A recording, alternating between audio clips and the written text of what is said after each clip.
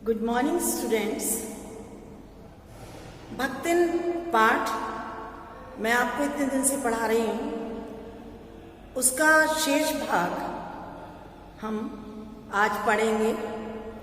मैंने पूर्व वीडियो में आपको बताया था कि किस तरह से वो जब भी महादेवी वर्मा का कोई उपन्यास या कोई पुस्तक प्रकाशित होती है तो वो उसको छू छू कर या उसको उलट पलट के देख के अपने आप में गर्व महसूस करती है, क्योंकि उसे लगता है कि मैंने जो सहायता की थी उसका अंश भी इसी में छिपा हुआ है।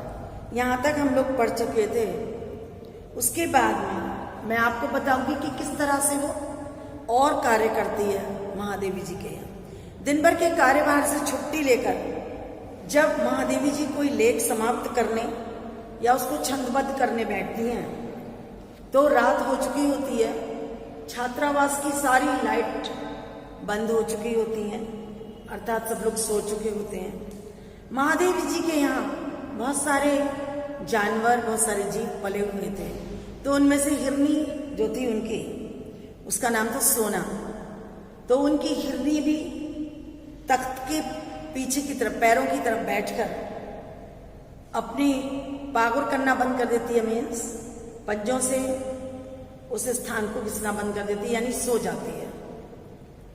कुत्ता बसंत, कुत्ते का नाम बसंत है, वो अपनी छोटी सी मचिया पर, यानी छोटा सा ऊंचा स्थान उसको मचिया बोलते हैं, तो अपनी छोटी सी मचिया के ऊपर पंजों को अपने मुंह पे रख के और आंखें बंद कर लेता है, यानी वो भी सो चुका होता है। बिल्ली गोधूली, बिल्ली का नाम है, वो महादेवी जी के तकिए पे सिकुड़ के सो जाती है।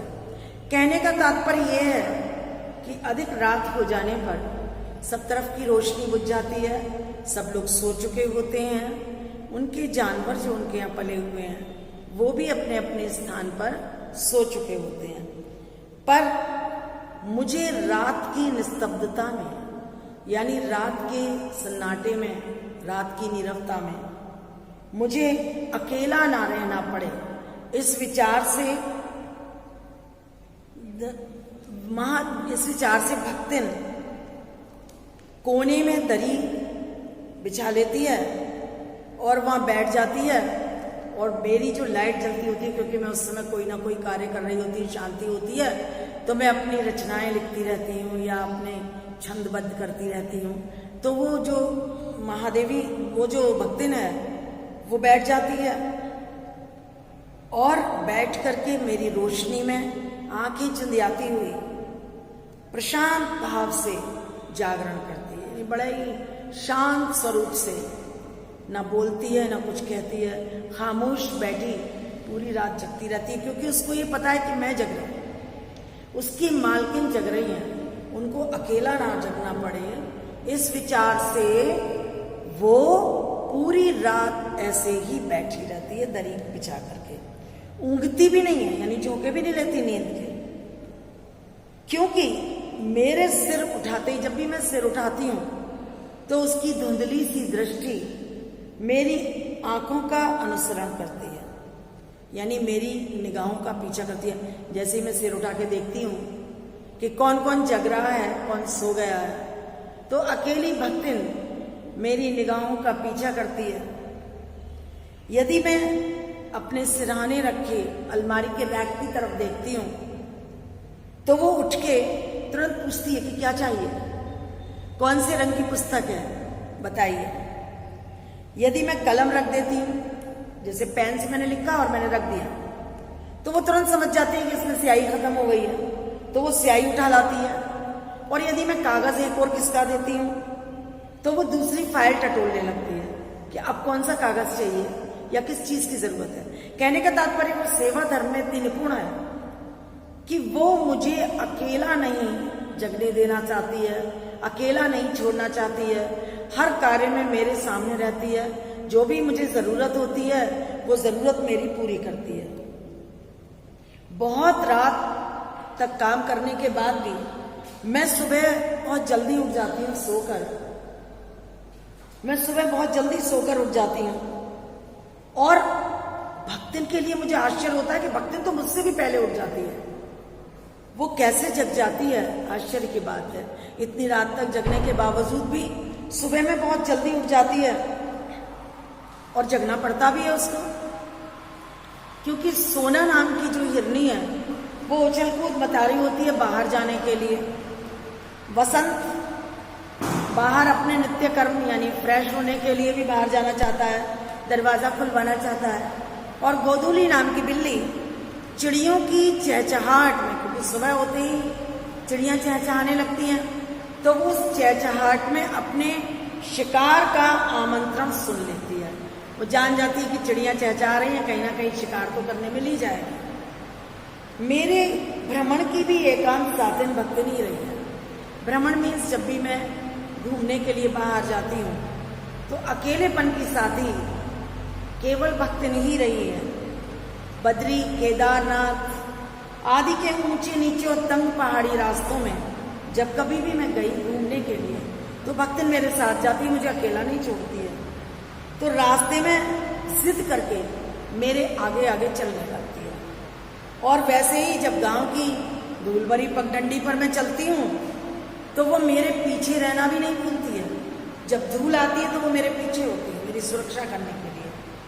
किसी भी समय कहीं भी जाने के लिए जैसे ही मैं प्रस्तुत होती हूँ, मैं भक्तिन को अपनी छाया के समान अपने साथ पाती हूँ। कहने का मतलब है कि भक्तिन हर वक्त जैसे हमारी परछाई हमारे साथ रहती है, वैसे ही भक्तिन अपनी मालकिन यानी महादेवी जी के साथ हर वक्त रहना चाहती है, हर वक्त समय गुजारना चाहती है। अब क्या हुआ कि युद्ध देश में छिड़ गया और युद्ध को देश की सीमा में बढ़ते हुए देख करके सारे लोग आतंकित हो गए, यानी डर गए, बहुत ज्यादा उन्हें डर लग गया। तब भक्तिन के बेटी दामाद और उसके नाती को लेकर बुलाने आ पहुंचे। मैंने बताया था ना कि बड़ी वाली बेटी जो थी वो वहीं रह रही थी गांव में, तो एक उसका नाती था भक्तिन का, उसको लेके आ गए उसे बुलाने के लिए। पर बहुत समझाया बुझाया उन्होंने भी और महादेवी जी ने भी, लेकिन फिर भी वो उनके साथ नहीं जा सकी, उसने मना कर दिया। सबको ऐसा नहीं है कि वो उनसे मिलना नहीं चाहती, वो सबको जाकर के देख आती है, रुपए पैसे भेज देती है, पर उनके साथ रहने के लिए मेरा साथ छोड़ना आवश्यक होगा। अगर वो उनके साथ चली जाएगी तो फिर मैं अकेली रह जाऊंगी, तो मेरा साथ न छूटे इसलिए वो उन लोग के पास रहना नहीं चाहती है। और शायद मेरा साथ छोड़ना भक्तिन को जीवन के अंत तक स्वीकार नहीं होगा। वो जीवन के अंतिम क्षणों में भी मेरा साथ छोड़ना नहीं चाहती है, ऐसा उसका भाव है। आपकी समझ में यहाँ तक की पंक्तियां आ गई होंगी। जब गत वर्ष पिछले साल युद्ध के भूत ने वीरता के स्थान पर पलायन वृत्ति जगा दी थी। युद्ध का भूत यानी डर, भूत एक डर के लिए उन्होंने यहाँ भूत शब्द का इस्तेमाल किया है। तो युद्ध का डर इतनी गहराई तक लोगों में बैठ गया था कि वीरता तो जगी नहीं, पलायन वृत्ति जग गई। पलायन वृत्ति का मतलब अपना अपना देश, अपना अपना शहर छोड़ छोड़ के कहीं और भागना युद्ध से बचने के लिए, तो वो पलायन वृत्ति जग गई थी। तब भक्तिन ने पहली बार मेरे सामने सेवक की एक विनीत मुद्रा में, बड़े ही विनम्र स्वर में, एक नौकर की तरह, एक सेवक की तरह मेरे पास आकर के बोली कि मेरे साथ आप गांव चलिए। गांव चलने का अनुरोध करने आई, मुझसे जिद करने आई, प्रेम से, विनम्र भाव से कि आप मेरे साथ गांव चलिए। और मैं जानती हूँ कि आपको वहाँ मेरे साथ रहने में बहुत ज़्यादा असुविधा होगी, इसलिए आप चिंता ना करें।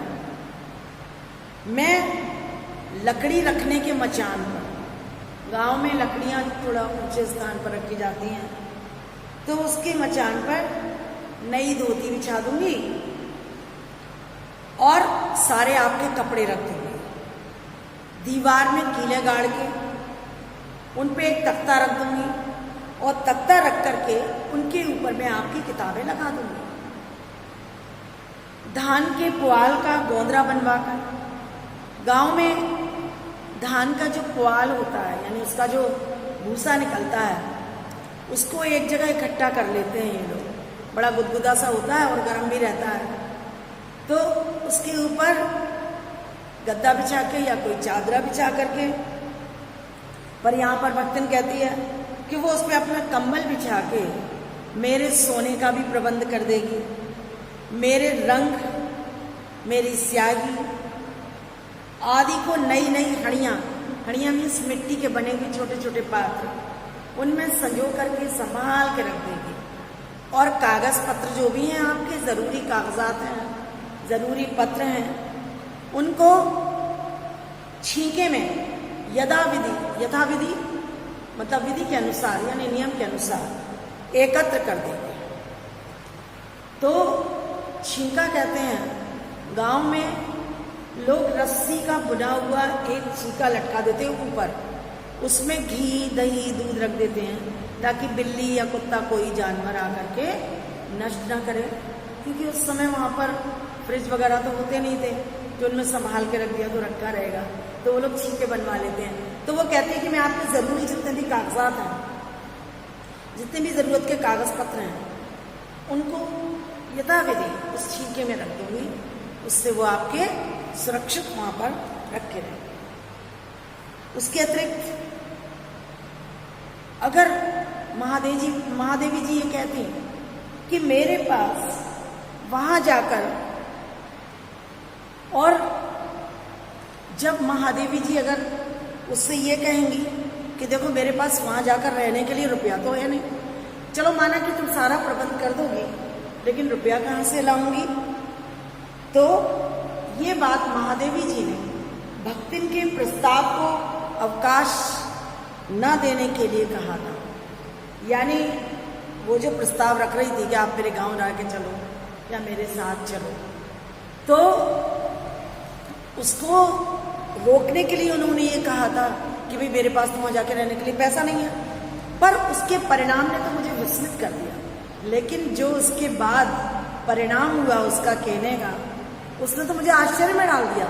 मुझे मीन्स महादेवी जी को भक्तिन ने परम रहस्य का उद्घाटन करने की मुद्रा बनाकर, अब भक्तिन जो थी उसने अपने फेस को या अपनी जो भाव भंगिमाएं, फेस एक्सप्रेशंस ऐसे बनाए कि उससे तो मैं बहुत ज़्यादा ऐसा लग रहा था जैसे किसी रहस्य का उद्घाटन करने जा रही है, जैसे कि कोई रहस्य बताने जा रही है मुझे।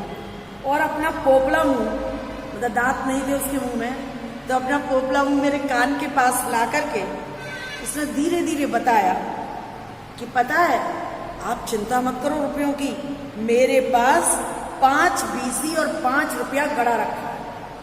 5 बीसी मीन्स 100 रुपये और 5 रुपये यानी 105 रुपये मेरे पास है। उस समय 105 रुपये की कीमत बहुत ज़्यादा थी, आज के समय का नहीं, बहुत पुराने समय की बात है। तो उसने कहा कि मैंने वो गाड़ के रखा हुआ है और उसी से वो सारा प्रबंध कर लेगी, जो कुछ भी ज़रूरत का सामान है वो उससे हो जाएगा।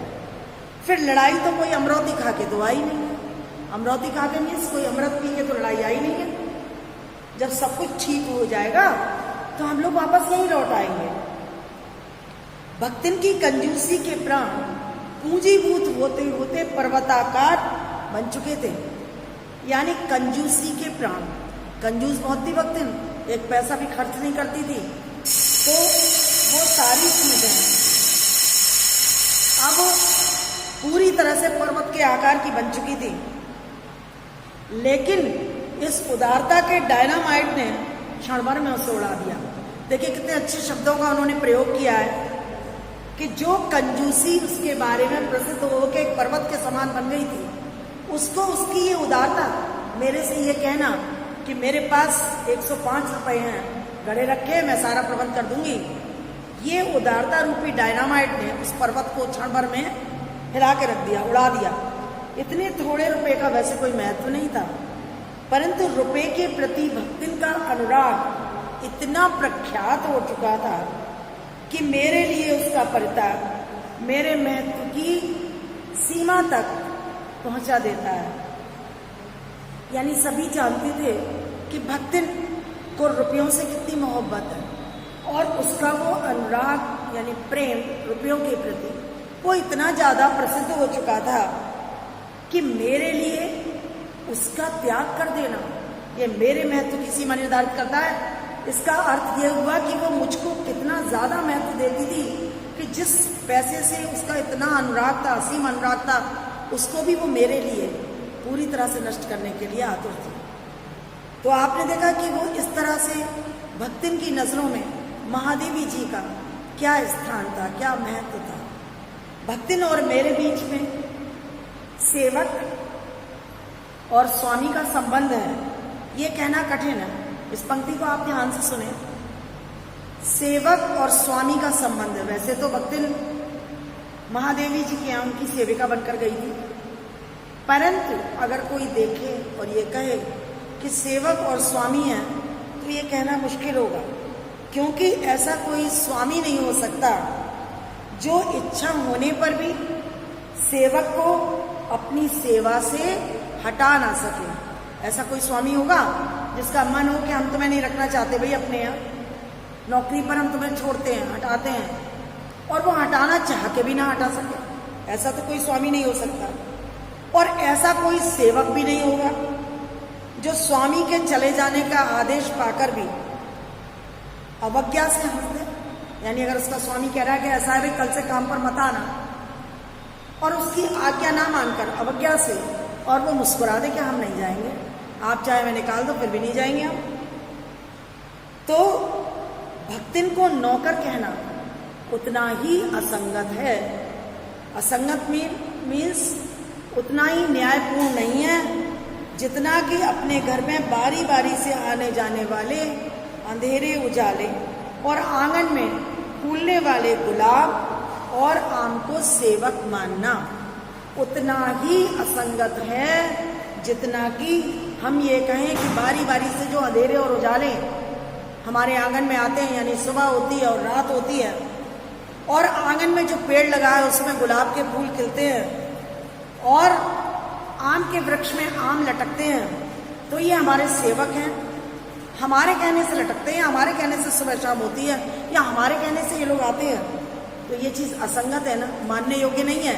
इतना ही असंगत भक्तिन को उसका नौकर कहना था महादेवी जी का। वे जिस प्रकार से अपना एक अस्तित्व रखते हैं और उसे सार्थकता देने के लिए हमें सुख और दुख प्रदान करते हैं, वो अपना एक अलग से अस्तित्व रखते हैं, स्थान रखते हैं और हमें सुख दुख प्रदान करते हैं। उसी प्रकार से भक्तिन का भी एक स्वतंत्र व्यक्तित्व था, भक्तिन का भी एक स्वतंत्र अस्तित्व था।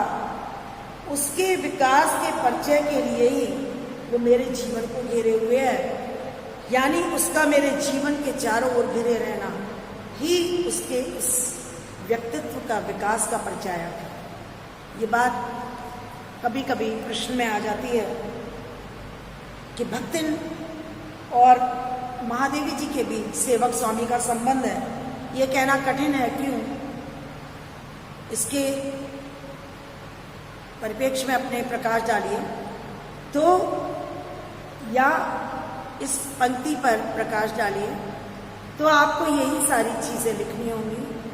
आम का, गुलाब के फूल का, और रात्रि और प्रातः काल का आने जाने का, ये सारे उदाहरण देकर के आपको बताना होगा कि जिस तरह से ये हमारे सेवक थे, इसी तरह से भक्तिन का भी अपना अलग स्वतंत्र अस्तित्व था। वो महादेवी जी की सेविका थी, ऐसा कहना मुश्किल है, क्योंकि वो उसको चाहकर भी नहीं हटा सकती थी और हटाने के बाद भी वो नहीं जानती थी, तो ये सारी चीज़ें मुश्किल थी। परिवार और परिस्थितियों के कारण स्वभाव में जो विषमताएं उत्पन्न हो गई हैं, उसके भीतर से एक स्नेह और सहानुभूति की आभा फूटती रहती है। इसी से उसके संपर्क में आने वाले व्यक्ति उसमें जीवन की सहज मार्मिकता ही पाते हैं, परंतु अपने परिवार में और परिस्थितियों की विषमताएं जो उसके साथ रही, जैसा कि मैंने आपको पूर्व में बताया कि उसका जीवन कोई ज़्यादा सुखी नहीं था, बचपन से ही उसने बहुत सारे कष्ट झेले थे, तो वो सारी विषमताएं जब किसी व्यक्ति के साथ लगातार विषमताएं आती हैं तो उसके स्वभाव में भी थोड़ा सा परिवर्तन आ जाता है। तो भक्तिन का जो स्वभाव था वो उसमें जो क्षमता उत्पन्न हुई थी वो उसकी परिवार और परिस्थितियों के कारण थी, परंतु उनके अंदर से भी हमेशा एक स्नेह और दूसरों के प्रति सहानुभूति रखने की एक प्रकाश या आभा हमेशा फूटती रहती थी।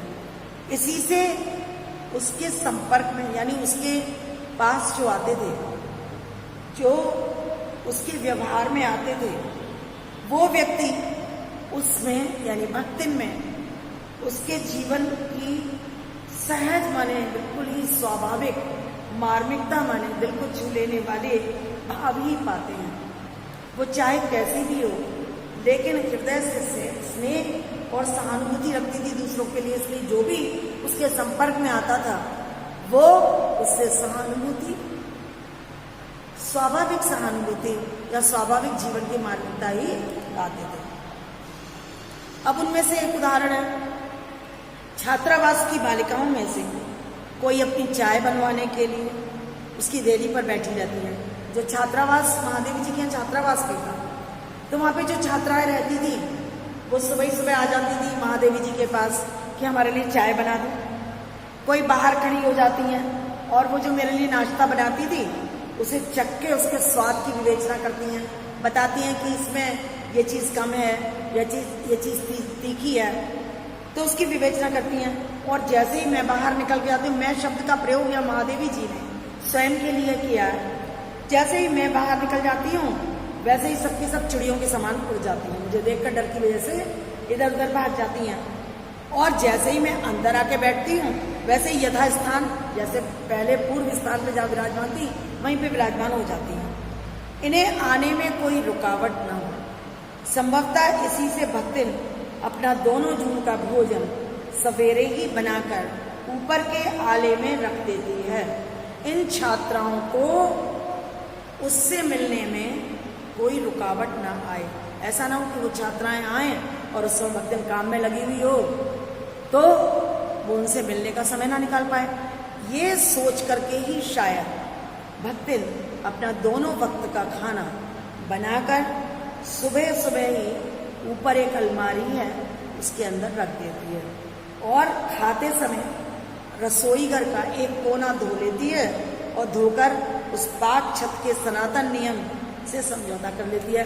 यानी जो उसने पाक छूत के जो नियम बना रखे थे पवित्र होने के रसोई को, उन्हीं का नियमों का पालन करती है और वहां से कोना धो करके वहीं अपना बैठ के भोजन कर लेती है। मेरे परिचितों और साहित्यिक बंधुओं से भी भक्तिन विशेष परिचित है। मेरे जितने भी परिचित हैं, जान पहचान के लोग हैं और साहित्यिक बंधु यानी जो मेरे ही समान साहित्यकार हैं, मेरे ही समान साहित्य की रचना करने वाले हैं, उन सब से तो भक्तिन जो है वो उन सभी से परिचित है जो भी मेरे साहित्यकार हैं, साहित्य के साथ में मेरे साथ सहयोगी हैं, साहित्य की रचना करते हैं। पर उनके प्रति भक्तिन के सम्मान की मात्रा मेरे प्रति उनके सम्मान की मात्रा पर निर्भर है। अब आप देखिए वो कितना बैलेंस बना के चलती है कि भक्तिन उनको उतना ही सम्मान देती है जितना कि वो लोग मुझे सम्मान देते हैं। अगर वो मुझे अधिक सम्मान देते हैं तो वो उनको अधिक सम्मान देती है, अगर वो लोग मुझे ज़्यादा सम्मान नहीं देते तो वो उनको ज़्यादा सम्मान नहीं देती है। तो यानी कहने का मतलब ये है कि भक्तिन के सम्मान की जो मात्रा है वो मेरे प्रति उनके सम्मान की मात्रा पर निर्भर है और सद्भाव उनके प्रति मेरे सद्भाव से निश्चित होता है। और सद्भाव यानी एक अच्छा भाव उनके प्रति रखना। मैं जिसके प्रति सद्भाव रखती हूँ उसके प्रति भक्तिन भी सद्भाव रखती है, तो वो सद्भाव की भावना जो है वो मेरे सद्भाव से निश्चित होती है। इस संबंध में भक्तिन की सहज बुद्धि, स्वाभाविक विवेक ज्ञान बहुत ही विस्मित कर देने वाली है, चौंका देने वाली है। वो इस चीज़ को बहुत अच्छे से नोट कर लेती है, इस चीज़ का बहुत अच्छे से अनुभव कर लेती है कि मेरी मालकिन किसको ज़्यादा चाहती हैं, किसको नहीं, कौन मेरी मालकिन को सम्मान देता है, कौन नहीं। वो किसी प्रकार के आकार प्रकार और वेशभूषा को स्मरण करती है। अब कोई भी अगर आता है ना तो उसको नाम तो किसी का पता होता नहीं है, तो वो क्या करती है, उनकी लंबाई चौड़ाई, कि ये मोटे हैं या ये पतले हैं, उनके बाल लंबे हैं या ये ऐसे कपड़े पहनते हैं, इस चीज से उसको ध्यान रहता है कि वो थे। और किसी को नाम के अपभ्रंश द्वारा, अगर किसी का नाम उसे याद भी हो जाए तो अपभ्रंश माने उसको बिगाड़ के उस नाम को लेकर के उसके द्वारा याद रख दिया। कवि और कविता के संबंध में उसका ज्ञान बढ़ा है, मतलब कवि और कविता के संबंध में उसका जो ज्ञान विकसित हुआ है। ज्ञान तो विकसित हुआ है कि कविता अच्छी चीज है, कवि अच्छे होते हैं, लेकिन उनके प्रति वो आदर भाव नहीं रखती है। उसको कवियों से कोई लेना देना नहीं है, उनके प्रति उसके दिल में कोई इज्जत नहीं है। किसी के लंबे बाल और अस्त व्यस्त वेशभूषा देखकर वो क्या उठती है। आपने देखो मोस्टली कवियों के बाल बड़े लंबे लंबे से होते हैं या उनकी वेशभूषा ही अलग होती है, तो वो उनको देख के कहने लगती है का ओ कवित्व लिखे जाने हैं, यानी क्या ये भी कविता लिख लेते हैं। और तुरंत ही उसकी अवज्ञा प्रकट हो जाती है, यानी उसको वो तुरंत ही मना भी कर देती है। तब वो कुछो करिया धरे ना, यानी अगर ये कविताएं लिखते हैं ना तो ये कुछ भी करेंगे धरेंगे नहीं, बस गली गली गाँव बजावत करेंगे, बस गली गली में गाना गाते फिरेंगे, बजाते फिरेंगे, यही काम कर पाएंगे और कोई काम इनसे जिंदगी में होगा नहीं। पर ये तो उसकी, मैं आपको जो बता रही हूँ उसकी स्वाभाविक विशेषताओं में आप लिख सकते हैं। पर एक चीज और है, सबका दुख उसको विचलित करता है, यानी दिल की बुरी नहीं है वो, दिल में सबके दुख का एहसास करती है, सबका दुख उसे प्रभावित करता है। विद्यार्थी वर्ग में से कोई भी जब कारागार का अतिथि हो जाता है तो उस समाचार को व्यथित भक्तिन बीता बीता भरे लड़कन का जेहल कलजुग रहा तौन रहा अब परलय हो जाए। उनके माँ बाप का बड़े लाड तक लड़े कब जाई, कहकर दिन भर सबको परेशान करते हैं। कहने का मतलब यह है कि इसको कारागार के नाम से बहुत डर लगता है। जब भी कोई छात्र किसी वजह से कारागार जाता है तो वो सबसे ये कहती फिरती है कि देखो ये जरा जरा से लड़के, इनका ये हाल है, यही कलयुग है कि ये लोग जरा जरा सी उम्र में कारागार का मुंह देख रहे हैं, तो अब प्रलय हो जाएगी, अब तो सब कुछ बर्बाद हो जाएगा, अब तो इनके माँ बाप को बड़े लाट साहब यानी सुप्रीम कोर्ट तक लड़ना पड़ेगा। ये कह के पूरे दिन सबको परेशान करती है, यानी उसका दुख उसको व्यथित करता है। बापू से लेके साधारण व्यक्ति तब सबके प्रति भक्तिन की सहानुभूति एक रस मिलती है, चाहे कोई साधारण व्यक्ति हो, चाहे बापू जैसे महान नेता हो।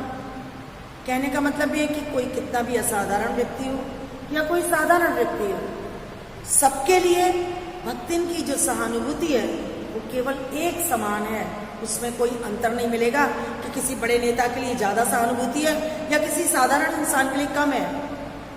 ऐसा नहीं होता, उसकी निगाहों में सबके प्रति बिल्कुल एक समान सहानुभूति रहती है। भक्तिन के संस्कार ही ऐसे हैं कि वो कारागार से ऐसे ही डरती है जैसे यमलोक से। संस्कार तो उसको प्रारंभ से लेकर अंत तक उसे ये लगता था कि कारागार जो लोग भी जाते हैं ना वो बहुत बुरे लोग होते हैं, गलत कार्य करते हैं तो कारागार जाते हैं, इसलिए उसको, और कारागार में बहुत ज्यादा दंड दिया जाता है, इसलिए उसको कारागार से बहुत डर लगता था। इतना डर लगता था जैसे कि उसे लगता था कि ये यमदूत आ गए उसे लेने के लिए। यमलोक से जितना डरता आदमी उतना ही वो कारागार से डरती थी। ऊंची दीवारें देखती थी जैसे ही कारागार की तो वो आंख बंद करके बेहोश हो जाना चाहती है। उसकी ये कमजोरी इतनी प्रसिद्धि पा चुकी है, यानी लोगों में उसकी कमजोरी इतनी जगजाहिर हो चुकी है कि लोग उसको चिढ़ाने के लिए बड़ा चढ़ा के कहते हैं कि तुम्हें पता है तुम्हारी मालकिन यानी महादेवी जी को कारागार हो जाएगा, तो वो उसको मेरे जेल जाने की संभावना बता बता के हर समय चिढ़ाते रहते हैं। वो डरती नहीं है, ये कहना असत्य होगा कि वो उसे डर नहीं लगा, ये कहने से डरती तो है, उसे लगता है कहीं मेरी मालकिन को कोई जेल में ना बंद कर दे, तो वो डरती नहीं, ये कहना असत्य होगा। पर डर से भी अधिक महत्व मेरे साथ का ठहरता है। लेकिन डर तो अपनी जगह है। सबसे ज्यादा महत्व है मालकिन के साथ रहने का, महादेवी जी का उसके साथ रहने का। चुपचाप मुझसे पूछने आती है कि सुनो, अगर आप जेल जाओगी तो मैं अपनी कितनी धोती साबुन से साफ करके रख लूं, क्योंकि महादेवी जी कहती थी ना कि गंदे कपड़े मत पहना करो। तो वो साबुन नहीं लगाती थी, ऐसे पानी से धो के सुखा देती थी, वो गंदे लगते थे। तो वो सोचती है बाहर जाना पड़ेगा, तो इसलिए महादेवी जी से पूछती है कि सुनो, मैं कितनी धोती अपनी साफ करके रख लूं, जिससे मुझे उसके लिए वहां लज्जित ना होना पड़े, जिससे आपसे कोई ये ना कह सके कि देखो आपकी सेविका ने तो गंदे कपड़े पहने हुए हैं। क्या क्या सामान बांध लूं, कौन कौन सा सामान जरूरी होगा जेल में वो बांध लूं तुम्हारे साथ, जिससे मुझे वहां किसी प्रकार की असुविधा ना हो, जिससे मेरी मालकिन को वहां पे कोई असुविधा ना हो। ऐसी यात्रा में किसी के साथ जाने का अधिकार नहीं। यह आश्वासन भक्तिन के लिए कोई मूल्य नहीं रखता। जब मैं उसको समझाती हूँ कि कारागार की यात्रा में कोई किसी के साथ नहीं जाता है, तो ये बात उसके लिए कोई ज्यादा महत्व नहीं रखती। वो मेरे न जाने की कल्पना से इतनी प्रसन्न नहीं होती। अगर उसे ये पता चल जाए, सोच ले वो कि मैं नहीं जाऊंगी, यानी महादेवी जी कारागार नहीं जाएंगी, इससे इतनी खुश नहीं होगी जितनी कि अपने साथ ना जा सकने की संभावना से अपमानित, जितना कि उसे इससे ज्यादा बेइज्जती लगेगी कि मेरी मालकिन जा रही है और मुझको अपने साथ नहीं ले जा रही। तो यानी उसकी जो खुशी है उससे भी ज्यादा उसे अपनी बेइज्जती का खतरा है कि कहीं मेरी मालकिन न जाए, मेरी मालकिन कारागार चली जाए और मुझे अपने साथ न ले जाए। ऐसा अंधेर भला हो सकता है? जहां मालिक वहां नौकर, जहां पे मालिक होगा वहीं पे नौकर होगा। मालिक को ले जाके बंद कर देने में इतना अन्याय नहीं है, पर नौकर को अकेले मुक्त छोड़ देने में पहाड़ के बराबर अन्याय है। वो ऐसा सोचती है कि मालिक को आप ले जाके बंद कर दीजिए, ये इतना बड़ा अन्याय नहीं है, जितना कि मालिक को तो आप ले गए और नौकर को यहाँ मुक्त रूप से स्वतंत्र छोड़ गए, इसमें बड़ा अन्याय है। ऐसा अन्याय होगा अगर भक्तिन के साथ तो वो बड़े लाट तक लड़ेगी, यानी सुप्रीम कोर्ट तक जाएगी, इस बात के लिए लड़ेगी कि मुझे भी मेरी मालकिन के साथ जेल में रखा जाए। किसी की माई यदि बड़े लाट तक नहीं लड़ी तो नहीं लड़ी, पर भक्तिन का तो बिना लड़े काम ही नहीं चल सकता। किसी के माँ बाप चाहे सुप्रीम कोर्ट तक लड़े हो या ना लड़े हो, लेकिन भक्तिन ऐसी है कि उसका काम बिना लड़े नहीं चलेगा। वो तो अपने हक के लिए लड़ने जरूर पहुंचेगी, सुप्रीम कोर्ट में जरूर लड़ने जाएंगे, ऐसा वो कहती है और सोचती है। ऐसे विषम प्रतिद्वंद्वियों की स्थिति कल्पना में भी दुर्लभ है। ऐसे विषम प्रतिद्वंद्वियों यानी कॉम्पिटिटर्स, ऐसे असामान्य जो कि किसी की सुनते ही नहीं है, जो अपने ही मानते हैं सिर्फ, ऐसे विषम प्रतियोगी प्रतिस्पर्धियों की जो स्थिति है ना, वो तो कल्पना में भी दुर्लभ है। यानी आप सोच के भी उसको प्राप्त नहीं कर सकते, उसके बारे में सोच भी नहीं सकते कि ऐसे प्रतिद्वंदी अगर आपकी जिंदगी में आ जाते हैं तो आप उनके लिए क्या कर सकते हैं। मैं प्रायः सोचती हूँ, कभी कभी दिल में महादेवी सोचती हैं कि जब ऐसा बुलावा आएगा, ऐसा बुलावा आपको मालूम है संसार में जो भी आता है एक दिन सबको यहाँ से जाना होता है, तो वो भी हमारे लिए एक बुलावा होता है ईश्वर के यहाँ से।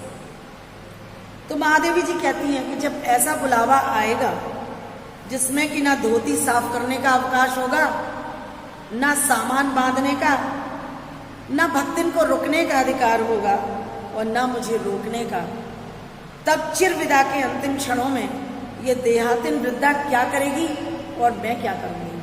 देखो कितनी अच्छी पंक्तियां उन्होंने लिखी हैं जो दिल को छू जाती हैं, बहुत ही ज्यादा मार्मिक हैं। कि वो कहती है कि मैं सोचती हूँ कभी कभी कि यहाँ इतनी जिद करती है, कारागार के लिए इतना लड़ती है और जिद करके मेरे साई की तरह मेरे साथ रहती है, लेकिन अगर कभी काश इसका बुलावा आ गया या मेरा बुलावा आ गया, कहाँ से, ऊपर से, यानी ईश्वर के यहाँ से, वहाँ ना तो धोती धोने का अवकाश होगा और ना ही सामान बांधने का, ना मैं उसको रोक सकूंगी ना वो मुझे रोक सकेगी। तो ऐसे में ये वृद्धा क्या करेगी और मैं क्या करूंगी। तो यहाँ महादेवी जी कहती हैं कि भक्तिन की ये कहानी अभी अधूरी है, पर उसे खो के मैं इसे पूरी नहीं करना चाहती। यानी महादेवी जी को भी भक्तिन से उतना ही स्नेह है जितना कि भक्तिन को महादेवी जी से। तो यहाँ महादेवी जी कहती हैं कि ये कहानी वैसे तो मैंने अपनी तरफ से पूर्ण कर दी है, लेकिन ये कहानी अभी अपूर्ण है, अधूरी है और अधूरी ही रहेगी, क्योंकि भक्तिन को खोना पड़े अगर मुझे अपनी कहानी पूरी करने के लिए, तो मुझे कभी स्वीकार नहीं होगा। मैं उसे खोकर अपनी कहानी पूरी नहीं करना चाहती। ये आपका अध्याय समाप्त हो गया। पहला अध्याय था भक्तिन। आप लोगों के लिए थोड़ा सा होमवर्क दे रही हूँ मैं।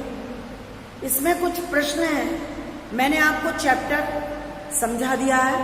उम्मीद करती हूँ सब बच्चों ने अच्छी तरह से समझ लिया होगा। तो प्रश्नों के उत्तर आप स्वतः ही लिखने की चेष्टा करें। फिर भी अगर ज़रूरी होगा तो मैं आपको नोट्स भी दे दूँगी। पहला प्रश्न, भक्तिन अपना वास्तविक नाम लोगों से क्यों छिपाती थी? भक्तिन को ये नाम किसने और क्यों दिया होगा? ये आपको करना है। नंबर 2 आपकी पुस्तिका में दिया गया है। 2 कन्या रत्न पैदा करने पर भक्तिन पुत्र महिमा में अंधी अपनी जिठानियों द्वारा घृणा व उपेक्षा का शिकार बनी। ऐसी घटनाओं से ही अक्सर ये धारणा चलती है कि स्त्री ही स्त्री की दुश्मन होती है। क्या आप इससे सहमत हैं? अगर हैं तो क्यों? इसके लिए आपको अपने विचार व्यक्त करने होंगे। तो उम्मीद करती हूँ आप सब लोग इन प्रश्नों के उत्तर लिख लेंगे। ये 2 प्रश्न ही करके लाने अभी कर लीजिएगा। आज के लिए बस यहीं तक। धन्यवाद।